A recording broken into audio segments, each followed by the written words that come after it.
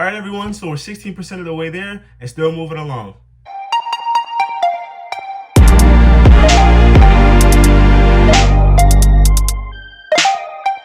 Hello everyone and welcome back to my channel. For those of you who don't know me, my name is Tyler Rice. I'm a business and finance student and I post financial content weekly.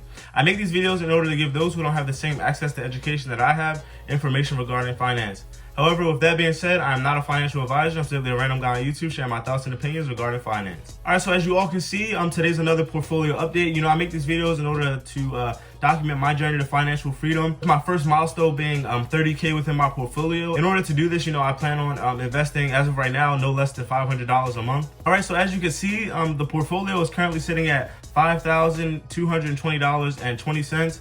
So, last week we saw a lot of red and a lot of losses, but it is what it is. It is what it is. But with that, I decided to cut some fat off of my portfolio. I feel like I was kind of losing sight of the purpose of this portfolio. I was really, I guess you could say, focused on the short-term gains rather than the reason, like I said, the reason why I made this portfolio, which is for the long term, and then eventually managing it and changing it into my retirement fund ultimately. With that being said, I did sell some shares of some companies to reinvest in other companies. So with my dividend, and you'll see this, so with my dividend companies or my dividend stocks, I decided that each time I get to, I'll go by 20s. So I'll build up each one to 20 shares, and then that's when I bring a new dividend or a new company that I'm looking at into the portfolio, unless it's unless it's like a kind of like a sale day. So if stocks are down a certain amount, 7 to 10%, 5 to 10%, and it's a stock that I'm eventually going to invest in, I'm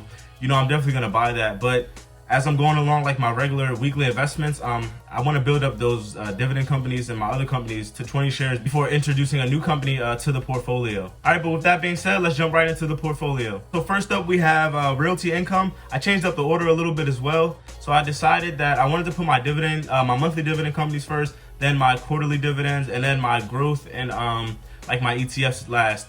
So you'll see, like I said, the order changed a little bit, but like I said, first up, realty. So realty sitting at $61.99, so almost $62. My market value is $886.43, with my total return being 10%. So it's a little under $83. And then I currently own almost 14.3 shares of realty income. So as you can see, I increased my position just a little bit with this company. This was one of the companies that I reinvested the sold assets or the sold capital from the companies I'll go through, I might go through throughout this list. So second on the list is Stag Industrial. It's another monthly paying dividend company. So Stag is currently sitting at $29.10, with my total return being a little over 9%, which is $49. And then my market value is $589.59.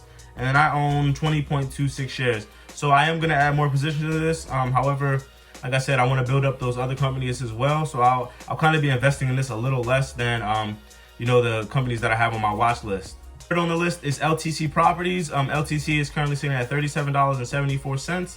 I have a little over 5 shares, and then my average cost is $36.49, with my total market value being $209.62. And then my total return is a little over 3% at 3.44. Number 4 on the list is PowerShares S&P 500 High Dividend Low Volatility ETF. So this is sitting at $33.63, with my total market value being $202.72. So my average cost is actually $32.28, so I'm up a little bit, which is 4.17%. And then I still have just over 6 shares of this. I definitely want to add more positions of this ETF, so I will be in the very near future. So last of the monthly paying dividend stocks or companies, we have Apple Hospitality REIT. It's currently sitting at $10 even at the time of this recording. My total market value is $200 even, with my total return being 22.53%. And then I do have 20 shares even of this. Since they cut their dividend, I'm not really investing heavily in this company right now. However, they are bringing it back. It was in my previous video, but they're bringing it back, I believe, in September. But, as the weeks go on, I will be investing more shares into this company. All right, so starting off the list for the quarterly paying dividend companies or dividend stocks, we have Store Capital, which is at $24 even. So my total market value is $202.41, with my average cost being $22.61. So I am up a little bit. With that being said, my total return is 6.15%, and then I own a little less than 8.5 shares of Store Capital. All right, so second on the list for the quarterly paying dividend companies is Coca-Cola. So Coca-Cola is sitting at $46.10, with my total market value being $714.69.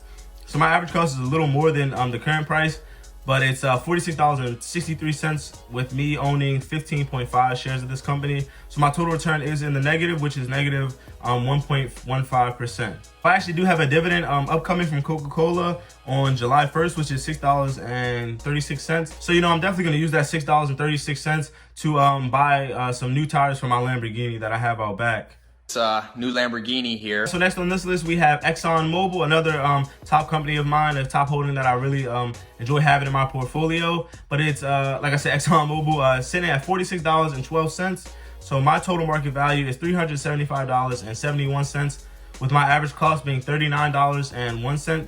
I believe I really got in at a really good time. The price I still think is very affordable. It is definitely a good price for Exxon. Granted, everything that's going on. I feel like I will increase my position. I know I've been saying that for a while, but I have been focusing on other companies in my portfolio to pay a lot of attention to. But Exxon is definitely another company that I want to and will increase my position in the very near future.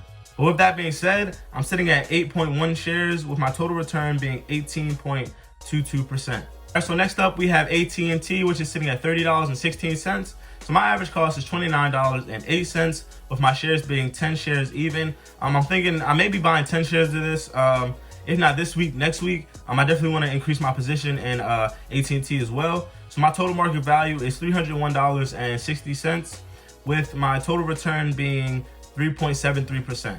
Lastly, for my my monthly or quarterly dividend companies is Disney. So Disney is sitting at $114.50. So my total market value is $595.47, with my average cost being $101.09.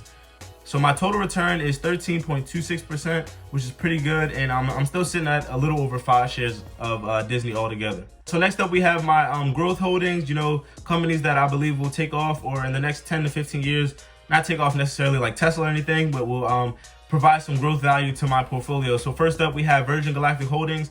It's been hit pretty bad recently. However, I'm still in it. Like I said, for the long run, I'm still holding on, but it's sitting at $15.04. with my total market value being $417.01. And then my average cost is just over $1 more than what the current price is, but it's $16.17, with me holding 27.72 shares of Virgin Galactic Holdings. And then my total return is a negative 6.99%, so almost 7% negative return. All right, second on the list, we have Inseego. It's sitting at $10.78, with my total market value being $109.10. And my average cost is $9.47, so I still am up a little bit at 13.81%. And then I have 10.1 shares of Inseego. All right, and of course, lastly, for these growth companies, we have Organigram. It's my only play in the MJ sector, but it's currently sitting at $1.88. And then my total market value is $84.60. And then my average cost is $2.14. It did go up a little bit. I think almost or a little above $2.14. And in my mind, I really wanted to sell, just thinking like, man, I could take all, like, I could break even and then take a little bit of profit. But I realized, like I said, these companies and this portfolio is for the long term and for the long run. So I stuck to my strategy, and I stayed true to what I'm really trying to do with this portfolio. But with that being said, I'm sitting at 45 shares altogether, and my total return is only a negative 12.24%, which is a little less than $12. Hey guys, so last up on the list, we used to have Vanguard US REIT Fund here. However, I decided to sell that and place the money actually into VYM, which is Vanguard High Dividend Yield ETF. So I wanted to put my money into this ETF because I feel like it benefits my portfolio more than the US REIT Fund, the Vanguard US REIT Fund did. This is a high dividend ETF, and it is a paying dividend ETF, obviously. But they were at the time around the same exact price, so I really didn't come up at a loss. I think I might have had like a little gain because I think this high dividend ETF was a little less than the US REIT Fund. With that being said, I'm sitting at $80, or this is sitting at $80.50, and then my total market value is $328.28. And my average cost, like I said, I got it at a pretty decent price. It's $78.81, and I own a little over 4 shares of this.